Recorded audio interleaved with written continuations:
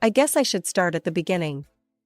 I'm Camilla, and I was born to Jack and Lisa, my parents. Dad was always busy with his business stuff, and Mom was a teacher at the local elementary school. For the first 9 years of my life, things were pretty normal.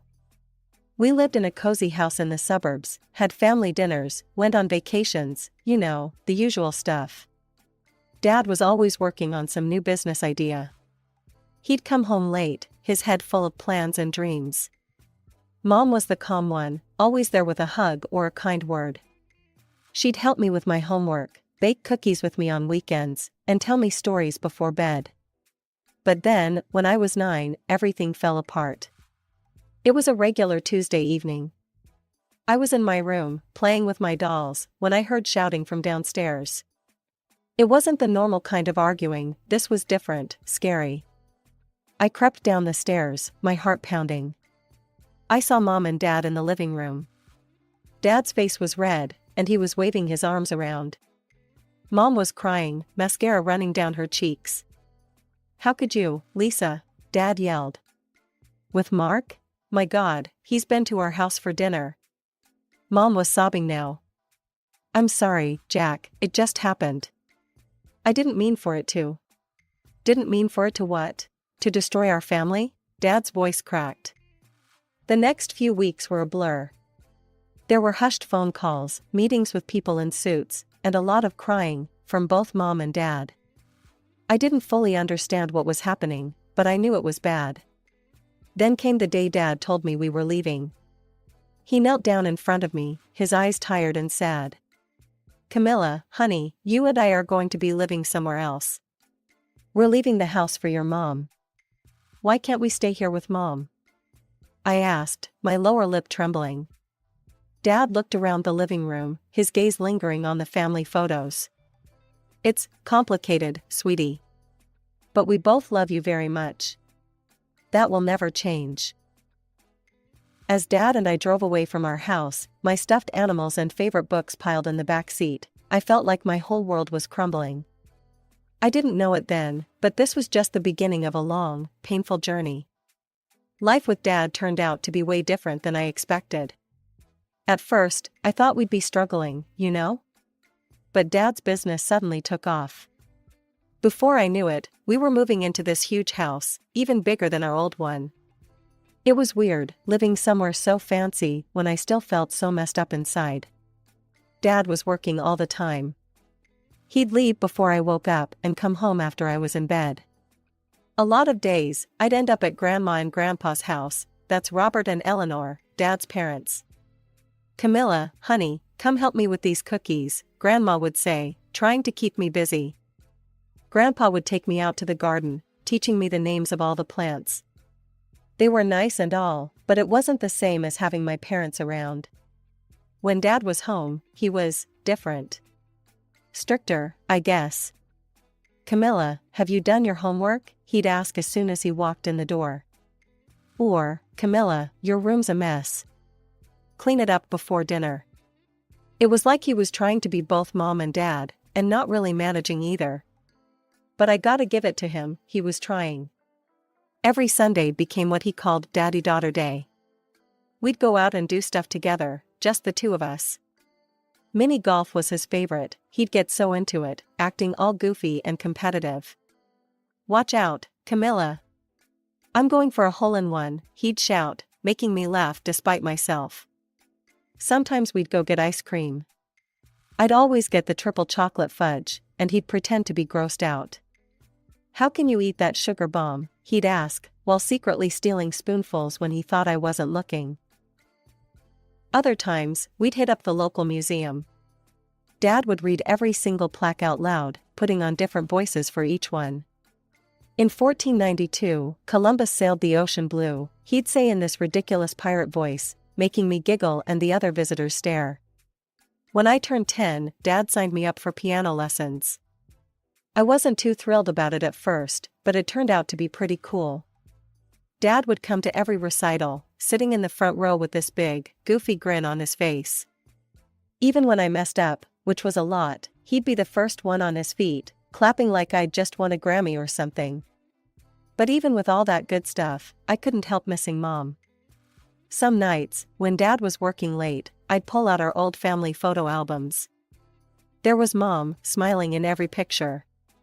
I'd trace her face with my finger, trying to remember what her laugh sounded like, or the smell of her perfume. Once a month, like clockwork, I'd get to see Mom. These court-ordered visits became the highlight of my calendar, circled in red and counted down to with a mix of excitement and anxiety. The first time I saw her after the split, it was awkward as hell.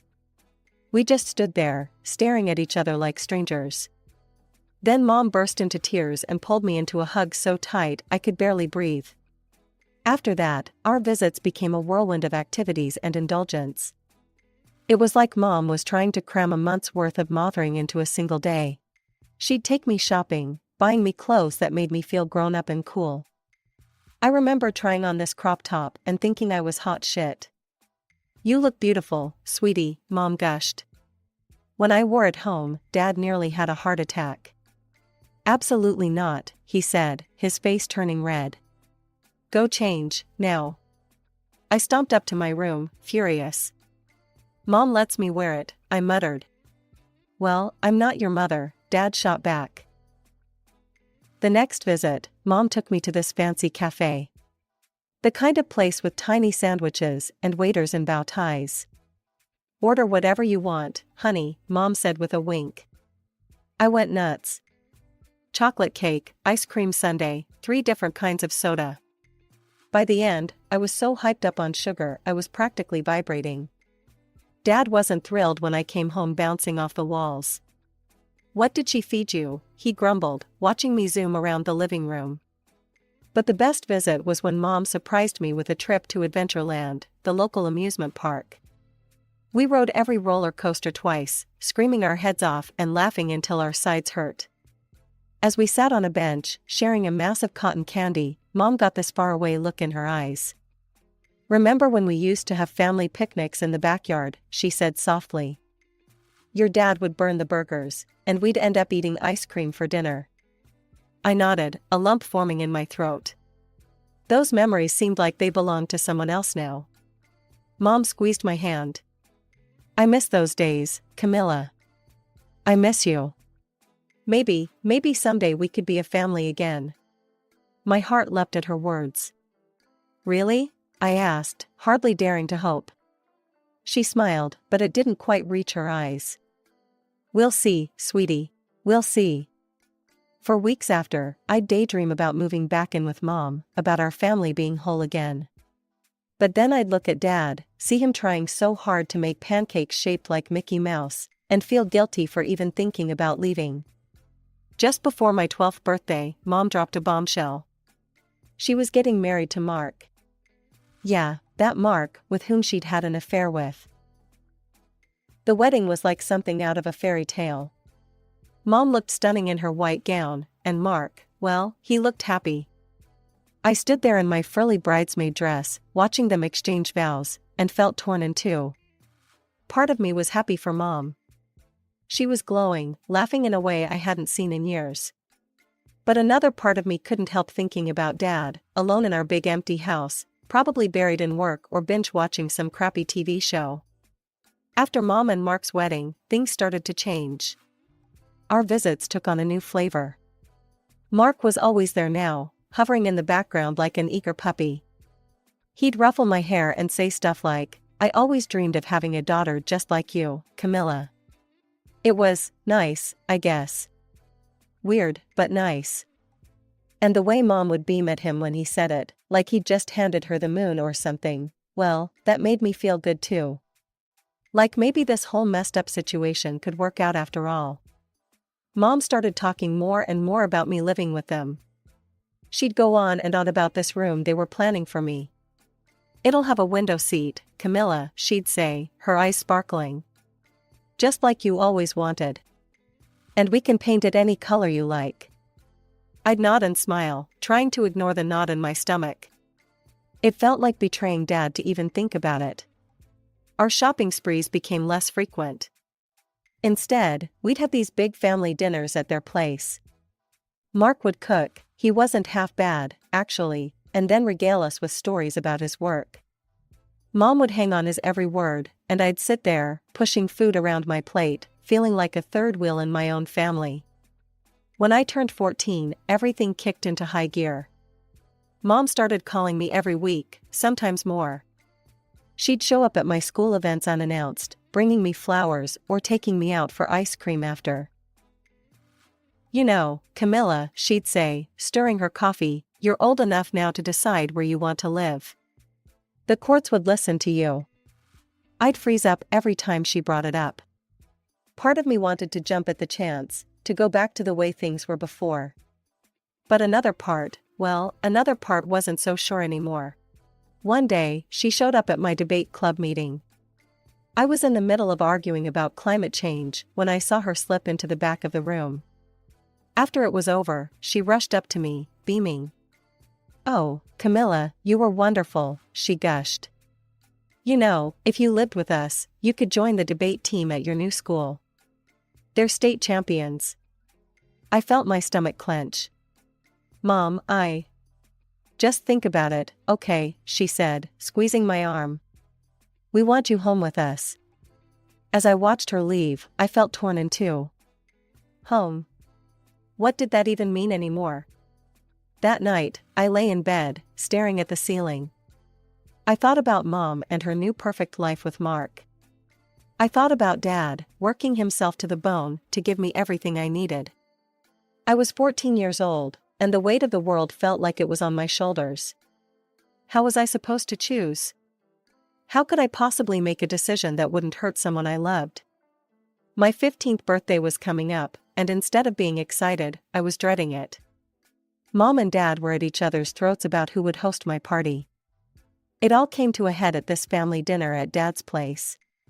"She's been living with me for years, Lisa," Dad growled, stabbing his fork into his steak. "Of course I'm hosting her party." Mom's eyes flashed. "She's my daughter too, Jack. I have a right to celebrate her birthday." I just sat there, pushing my peas around my plate, wishing I could disappear. Then Mom dropped the bomb. "Camilla," she said, her voice suddenly soft, "you're old enough now to decide where you want to live. Who do you choose?" The room went dead silent. I could feel everyone's eyes on me, Mom's hopeful, Dad's hurt, Mark's expectant. My throat closed up. I couldn't breathe. "I want to live with Mom," I whispered, my voice barely audible. The look on Dad's face. God, I'll never forget it. It was like I'd reached into his chest and ripped out his heart. He just crumpled. Before I knew it, I was packing my bags. Mom and Mark were over the moon, helping me move my stuff into their place. Dad just stood in the doorway, watching, his eyes hollow. "You can come back anytime, pumpkin," he said as I left. Anytime. The first few weeks at Mom and Mark's were like a dream. They took me shopping for my new room, letting me pick out this super expensive, trendy bedroom set. They enrolled me in this fancy private school, Westfield Academy. "You'll get a top-notch education here," Mom gushed. "This is the start of a bright future, Camilla." And the family game nights? They were a blast. We'd play Monopoly or Catan, laughing and trash-talking each other. For a while, I thought I'd made the right choice. But then, things started to change. It started small. Mom making comments about my clothes or my hair. "Honey, are you sure you want to wear that? It's not very flattering." Or, Mark's niece always looks so put together. "Maybe you could try styling your hair like hers?" Then it was my grades. I was struggling to keep up at Westfield. It was way harder than my old school. "A B-, Camilla?" Mom frowned, looking at my report card. Mark's niece is top of her class. Maybe you're not applying yourself enough." The game nights became less frequent. More and more often, I'd come home to find a note on the fridge, "Gone out with the Petersons. Leftovers in the fridge. Don't wait up." I'd heat up my dinner and eat alone in my room, staring at the fancy decor that suddenly felt cold and impersonal. The final straw was the vacation. They'd been promising me this amazing trip to Hawaii for months. I was so excited, counting down the days. Then, 2 weeks before we were supposed to leave, Mark sat me down. "Listen, kiddo," he said, not quite meeting my eyes, "we're going to have to postpone the trip. Just some financial stuff we need to sort out. You understand, right?" I nodded, forcing a smile. But inside, I felt something crack. That night, I lay in my fancy new bed, in my fancy new room, in this house that was supposed to be my home, and I cried. I cried for the life I'd left behind, for the dad who was probably sitting alone in his big empty house, for the little girl who thought she could have it all. The days leading up to the final custody hearing were tense. Mom was all smiles and reassurances, but I could feel the undercurrent of anxiety in the house. It was like walking on eggshells, everyone trying to pretend everything was perfect. I couldn't sleep. The pressure of the upcoming hearing, the growing unease I felt in this house, it all swirled in my head, keeping me awake night after night. It was about a week before the hearing when it happened. I woke up in the middle of the night, my throat dry as sandpaper. Figuring everyone was asleep, I crept downstairs for a glass of water. As I reached the bottom of the stairs, I heard voices coming from the kitchen. Mom and Mark, having what sounded like a heated discussion. I froze, not wanting to interrupt. That's when I heard it. "I'm tired of pretending that I like having her here," Mark's voice, harsh and annoyed. "The kid is constantly draining our resources." My heart stopped. I pressed myself against the wall, hardly daring to breathe. I know, Mom replied, her voice low and urgent. "But think about the tax breaks and the alimony. Once we have full custody, we'll have a steady income stream from Jack." I felt like I'd been punched in the gut. Mom was using me for money? Mark's voice again, skeptical. "I hope it's worth it. I didn't sign up to be a full-time dad to a teenager." "Just a little longer," Mom said, her voice soothing now.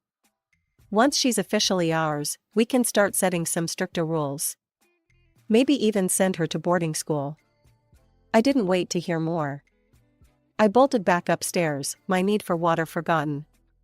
I dove under my covers, shaking, tears streaming down my face. It had all been a lie. The shopping trips, the fancy school, the family game nights, it was all just a show. They didn't want me. They wanted Dad's money. I barely slept that night, replaying their words over and over in my head. When morning came, I dragged myself downstairs, feeling like a zombie. "Morning, sweetie," Mom chirped, way too cheerful. "Ready for breakfast?" I nodded, not trusting myself to speak. I poked at my cereal, my stomach churning. "Everything okay, Camilla?" Mark asked, peering at me over his newspaper. "You look a little pale." I forced a smile. "Just nervous about a test," I lied. They exchanged a look. "Well, don't stress too much," Mom said, patting my hand. "I'm sure you'll do great." I wanted to scream. I wanted to flip the table, to tell them I knew everything, to demand how they could do this to me. But I didn't. I just sat there, nodding and smiling, playing the part of the perfect daughter. As soon as breakfast was over, I retreated to my room. I sat on my bed, staring at the fancy decor that now felt like a prison. What was I going to do? The hearing was in a week. If I didn't say anything, I'd be trapped here, with people who saw me as nothing more than a paycheck. The day of the custody hearing arrived like a thunderclap. The courtroom was packed. Mom and Mark sat on one side, both looking confident and put together. On the other side was Dad, with Grandma and Grandpa right behind him. Dad looked tired, resigned, like he'd already accepted defeat. As the lawyers droned on, presenting their arguments, I sat there in silence, my hands clenched so tight my knuckles were white. I could feel the weight of everyone's eyes on me, their expectations pressing down like a physical thing. Finally, the moment came. The judge, a stern-looking woman with glasses perched on the end of her nose, turned to me. "Camilla," she said, her voice surprisingly gentle, You're old enough now that your opinion matters in this decision. Who do you want to live with? The room went dead silent. You could have heard a pin drop. I could feel Mom's triumphant smile, could practically taste her victory. Dad just looked broken. Like he was bracing for the final blow. I stood up, my legs shaking so bad I thought I might fall over. I took a deep breath, and then, I want to live with my father, I said, my voice trembling but growing stronger with each word. And, I don't want to see my mother anymore. The shock in the room was electric. Mom's smile vanished, replaced by a look of utter disbelief. Mark's face went pale. Dad looked like he couldn't believe what he was hearing. The judge leaned forward, her brow furrowed. Camilla, that's a very serious statement. Can you tell us why? I nodded, swallowing hard. A week ago, I overheard a conversation between my mother and Mark. They said they were only fighting for custody because of the money. The alimony, the tax breaks. They talked about sending me to boarding school once they had custody. They don't really want me. As I spoke, I could see the color draining from Mom's face. Mark couldn't even look at me, his eyes fixed on the floor. That's not true, Mom burst out, her voice shrill. Camilla, honey, you must have misunderstood. Mrs. Parker, please, the judge cut her off sharply. She turned back to me, her eyes kind but probing. Camilla, are you absolutely sure about what you heard? I nodded, feeling tears start to well up in my eyes. Yes, Your Honor, I'm sure. The judge nodded slowly, then turned to address the courtroom. In light of this new information, we'll need to take a brief recess. We'll reconvene in 30 minutes. As everyone started to file out, I finally dared to look at Dad. He was staring at me, his eyes wide with a mix of shock and something else. Hope, maybe? I wanted to run to him, to throw my arms around him and beg for forgiveness. But before I could move, a court officer was ushering me out of the room. The next 30 minutes felt like an eternity, but finally, we were called back into the courtroom. My heart was pounding so hard I thought it might burst out of my chest. The judge cleared her throat, and the room fell silent. In light of the new information provided by Camilla, and after careful consideration of all factors involved, I've reached a decision. Custody is awarded to the father, Jack Thompson. Furthermore, Lisa Parker will be required to pay child support. The relief that flooded through me was overwhelming. I looked at Dad, and for the first time in what felt like forever, I saw him smile, really smile. As we left the courthouse, Mom grabbed my arm. Her face was twisted with anger and hurt. I never loved you anyway, she hissed. You're just as stupid as your father. Her words stung, but as I watched her storm off with Mark, I realized something. I was free. Free from the lies, the manipulation, the constant feeling of not being good enough. The next few years were, well, they weren't easy, but they were healing. Dad and I started going to family therapy together. At first, it was awkward and painful, dredging up all the hurt and misunderstandings between us. But slowly, session by session, we started to rebuild our relationship. We learned to communicate, to understand each other. Our bond grew stronger than I ever thought possible. Grandma and Grandpa became my rocks. They were always there with a warm hug, a home-cooked meal, or just a listening ear when I needed to talk. Their unwavering support helped me believe in family again. I threw myself into school and extracurriculars. I joined the debate team on a whim and discovered I had a knack for public speaking. Standing at the podium, articulating my thoughts, I felt powerful in a way I never had before. It was like I'd finally found my voice. On my 18th birthday, Dad surprised me with a gift that brought me to tears. It was a scrapbook, filled with photos and mementos from my childhood. There were pictures I thought were lost in the divorce, Mom and Dad and me at the beach, my first day of kindergarten, Christmases, and birthdays and ordinary days that suddenly seemed precious. Now, at 20, I'm in college studying psychology. My experiences inspired me to want to help other kids going through divorce. I want them to know they're not alone, that it's not their fault, that they can survive and even thrive. I still have scars from what happened. There are days when the pain of mom's betrayal feels fresh, when I wonder how she could have used me like that.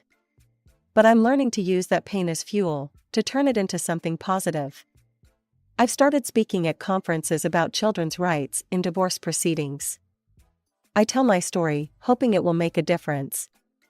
Maybe if one judge, one lawyer, one parent hears it and thinks twice about using a child as a pawn, it will all be worth it. Dad comes to every one of my speaking engagements. He sits in the front row, beaming with pride. Sometimes I catch him wiping away a tear when I talk about how far we've come. As for Mom, I haven't spoken to her since that day at the courthouse. Sometimes I think about reaching out, but I'm not ready. Maybe someday, but not yet. For now, I'm focused on healing, on building a future, on becoming the person I want to be. Life isn't perfect. I still have trust issues, still struggle with self-doubt sometimes. But I'm learning, growing, healing. And I'm surrounded by people who love me for who I am, not what I can do for them.